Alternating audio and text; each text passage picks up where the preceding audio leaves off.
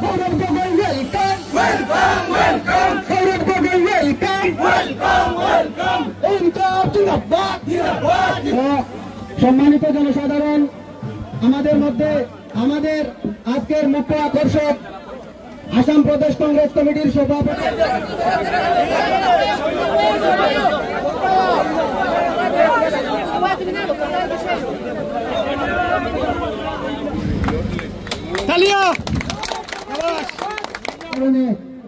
গর্ত পানি খাব লগা হয় আৰু মানুহে এই যে বিশুদ্ধ পানী নোপোৱাৰ কাৰণে মানুহে বেয়া পানী পান কৰি মানুহে বিভিন্ন ধৰণৰ ৰোগাক্ৰান্ত হয়, যাৰ বাবে